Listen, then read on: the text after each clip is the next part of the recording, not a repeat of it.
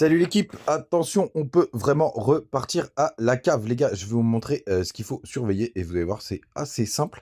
Et sinon, ben, on repart, on continue de passer un bel été avec des cryptos dans le vert. Je vais vous montrer tout ça ce matin, presque midi, mais pas encore midi. Mais peut-être que vous serez en train de manger quand vous regarderez la vidéo. Et puis on ira voir si on a le temps, au moins une crypto du jour, peut-être deux, en fonction de mon blabla. C'est parti avec un BTC 117 548 $. Il est dans une zone hyper importante. On regardera ça tout à l'heure. Ether 3753. Très très bien, même s'il rebondit un peu moins fort que BTC. Il avait moins corrigé. XRP qui prend 2,5% pardon, ce matin. Missile Sol 5%, c'est plutôt joli hein, ce samedi. 4,5 du côté de Hype, celui qui tape quasiment 10%. HBAR, lui, il tape les 10%. Qu'est-ce qu'on a d'autre d'intéressant? PP, un petit 3,5, 3,8 du côté de Croc. ENA aussi en forme, 7,4%. Il a fait un joli petit pic dans la soirée hier. Et on a JIT au sol qui est 50e aujourd'hui, 5,4%. Les gars, on démarre tout de suite avec le sujet du jour. On peut repartir à la cave à partir de maintenant. Je vais vous montrer tout simplement ce qu'il faut surveiller. Vous allez voir, c'est tout con, tout simplement. Donc ici, regardez-moi, ce fameux range, je vous en parlais, on était là, il était même pas encore apparu. Je vous ai dit, les gars, c'est fini le tendanciel, parce que BTC fait toujours la même chose. Maintenant, on va ranger et c'est plutôt bon pour les alts, même si on a un petit peu corrigé. D'ailleurs, il y a une petite trendline qui peut se former sur le RSI, là, vous la voyez. J'espère que vous la voyez, hop, sur le RSI. Cette petite trendline H4, donc pas des plus importantes, et regardez ce magnifique range. Donc au départ, on a été chasser les stops avec un nouvel ATH, et après on a réintégré, et on a commencé à descendre pour aller former notre bas de range. Et là vous voyez, hop, regardez comment c'est travaillé ce middle range, regardez c'est travaillé sur toute cette ligne, vous voyez, je vais juste à mettre la ligne comme ça, et vous voyez à quel point c'est travaillé, et on est en train encore de la travailler, et surtout là on a fait une espèce de spring, pour le coup, pour aller chasser les stops. Donc, c'est très très simple. Là, on est sous une zone de résistance parce qu'on est dans le middle range. Hein. Je vous le remonte, regardez, j'ai même pas besoin de mettre mon doigt. Vous voyez à quel point c'est travaillé cette zone. Donc, c'est le pire endroit pour se positionner pour les traders. Mais surtout, ce qui est important, c'est que si on reste à l'intérieur de range, il n'y a pas de souci.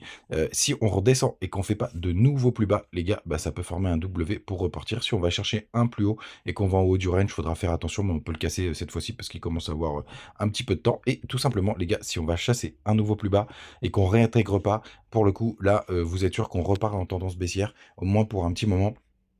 Pourquoi pas pour aller chercher les stops sous les 110 000, pourquoi pas aller combler le gap, mais pour l'instant, les gars, malgré tout, sachez que c'est très très bien ce qu'on a fait ici. Regardez ce petit W, on a été chasser les stops, ils sont vraiment nickel.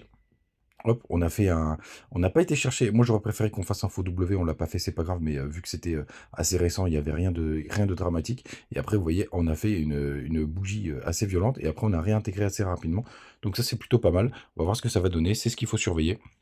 Rien à dire du côté de BTC. Du côté de TH, on va le prendre sur mon long, sur mon swing, qui fait toujours aussi bien son petit job. Et regardez, ETH, lui, c'est beaucoup plus cool que ça, puisque lui, il est quasiment recherché le haut de son range.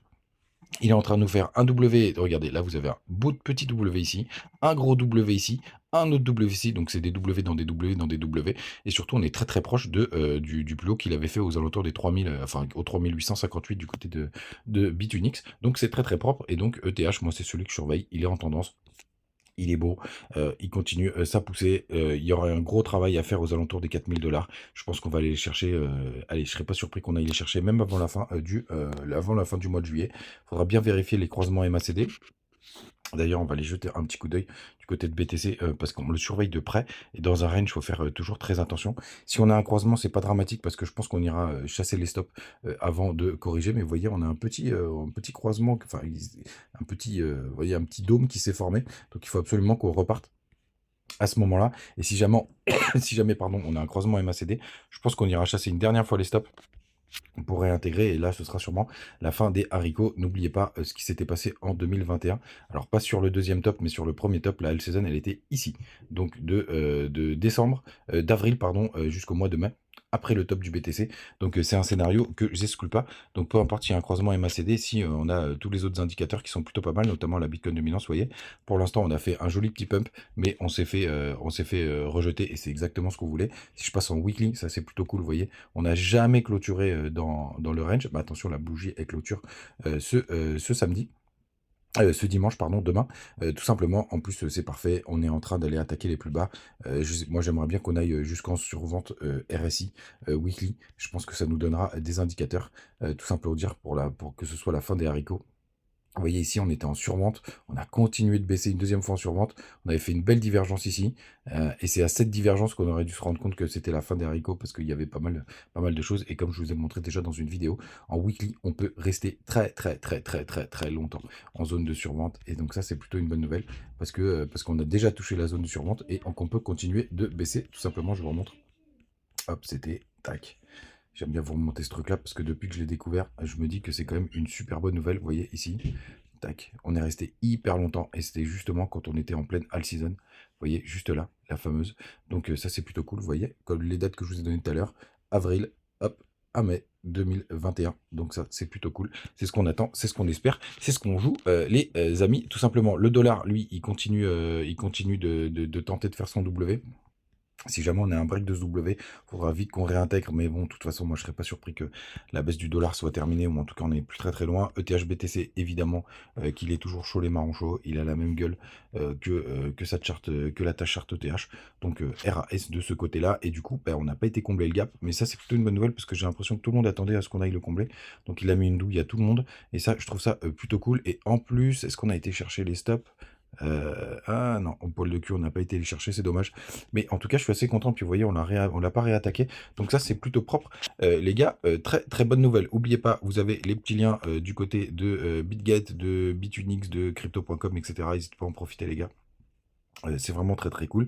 Vous avez le Twitter où je vous pousse des trucs de temps à autre. Notamment, je vous avais poussé il y a quelques jours justement pour vous dire que pour moi, le bull run n'était pas fini malgré la correction parce qu'on n'avait aucun indicateur qui avait pop-up. Surveille de très très près. Du côté de nos petits indicateurs, et après on ira voir une ou deux cryptos du jour que vous avez choisi. Donc n'hésitez pas à les mettre en commentaire comme d'habitude. 200 millions de liquidation, c'est plutôt calme. Les fundings sont encore stables, neutres, normaux. Toujours pareil. Attention parce je suis du côté de TH sur Binance Parfait. On a toujours les open interest qui sont hyper hauts. Ça c'est quand même le seul petit bémol, mais on peut les regarder assez haut, assez longtemps. On surveille de tout au près, toujours de près les fundings, mais pour l'instant RAS 2,15 millions de Bitcoin sur les échangeurs. Bref, ça sert à rien que je vous répète des trucs. Jusqu'ici, tout va bien. Ensuite, donc les petites cryptos du jour que vous avez choisi. Allez, je vous en donne une qui est juste la mienne, parce que quelqu'un l'avait partagé du côté du Telegram, et je suis rentré dessus ce matin, donc je voulais vous le partager. Hop, la charte était vraiment très baissière, mais ça me rappelle la charte tout simplement de Penguin, tout simplement. Vous voyez, ça a été très baissier, une grosse latéralisation.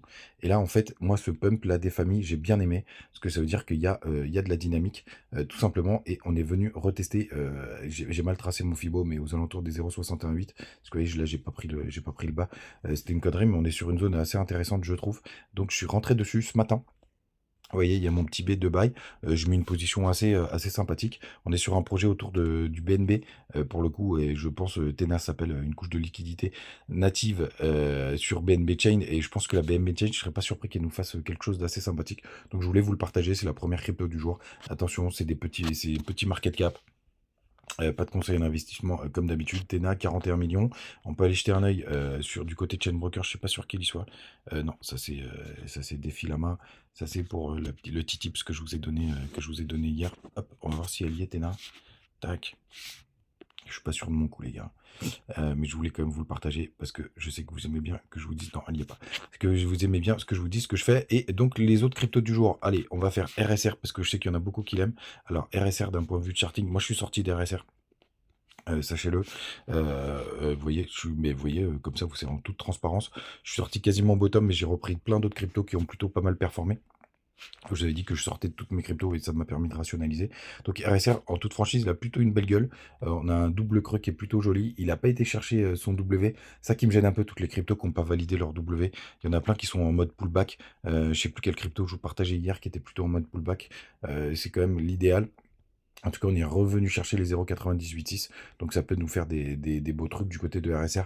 Ce qui me gêne, même si elle est plutôt hypée et qu'il y a beaucoup d'influx qui en parlent, c'est que c'est une vieille crypto, et ça me gêne un petit peu. Mais après, évidemment, on peut faire des belles performances là-dessus. Il semblerait qu'on soit sur une bonne position, même s'il n'a pas validé son double creux. Alors 2021, elle a fait un nouveau plus haut, mais pas en 2024, c'est ça qui me gêne un peu. Et parce que la tokenomics c'était dégueulasse, puisque vous voyez, d'un point de vue market cap, on a été chercher un double top. Ça veut dire qu'il y a une grosse dilution de tokens. C'est moins le cas maintenant, enfin encore, il n'y a que 60%. longtemps. Donc il m'a un peu gonflé ce RSR, je vous cache pas. C'est pour ça que, tout simplement, je ne suis pas rentré dessus et après les targets, pour moi la target principale si, à minima, si on a un mini bull, une mini alt season, c'est au-dessus des 0,18, vous voyez? Parce qu'il y a tous les stops qui sont juste là. Puis après on peut aller chercher un nouvel ATH, pourquoi pas, hein, mais il y a une grosse dilution de tokens. Les volumes sont quand même, assez bas, donc pas terrible, terrible. Allez, je vous fais l'autre crypto puisque vous m'en avez parlé, c'est un projet que j'aimais beaucoup mais, il tourne en rond, c'est AR. Pareil, je suis, sorti, je sais plus quand. Vous voyez, c'est pareil, lui, il a fait son double creux, mais il a jamais été chercher, j'avais fait des grosses performances, mais j'ai pas TP, hein, on va être tout à fait honnête. J'avais fait quasiment, parce que moi j'étais rentré, quasiment juste là, là, donc j'avais fait quasiment 1,5 là-dessus. On est retombé sur des plus bas, qu'on avait touché en bear market, je sais pas si vous vous rendez compte. Donc sur les zones, évidemment que AR, on est sur une énorme zone de bottom, pour le coup. Ici, il y a plein de stops à aller chercher au-dessus des 20 $, et ensuite, il y en a plein dégoupillés au-dessus des 30, au-dessus des 35, etc. Donc ça peut nous faire des belles performances. Il y aura quand même une grosse résistance aux alentours des 13, donc un petit x2. Évidemment, ça peut y chercher de nouveaux ATH, mais vous voyez, il y avait une grosse hype. Là, il y a très peu de volume. En plus, on est sur un gros market cap. 500 millions, non, ça va, 500 millions. Il semblerait qu'il y ait une bonne tokenomics. On va aller jeter un œil, peut-être qu'il y a une grosse dilution. C'est pour ça qu'il s'est fait flinguer. On était sur un beau projet de stockage de données décentralisées. Ouais, pareil, vous voyez, la tokenomics, on a fait quasiment un double top. Pas tout à fait, mais un double top sur le market cap. Mais en tout cas, si vous croyez au projet, on est sur des plus bas, donc forcément, on est sur des zones, si le projet n'est pas mort, qui sont vraiment intéressantes. 35 millions d'échanges, 500 millions, ça va, ça reste correct. Donc on peut aller faire quand même des choses d'assez, sympathiques et puis après si on arrive à valider un gros W, hein, pourquoi pas si on a une belle L-Season, je pense que AR, pourrait être un narratif qui fait, quelque chose. Les gars, vous savez tout. Passez une très, très bonne journée, on se retrouve demain dimanche normalement, quasi sûr. N'hésitez pas à mettre vos petites cryptos en commentaire. N'hésitez pas à profiter des petits liens du côté de BitGet notamment. Et Bitunix, hein, pour faire du trading. Et puis moi j'ai toujours ma carte Trade Republic, ça marche très bien. Donc voilà, vous savez tout. Passez une bonne journée. On se retrouve demain. Ciao.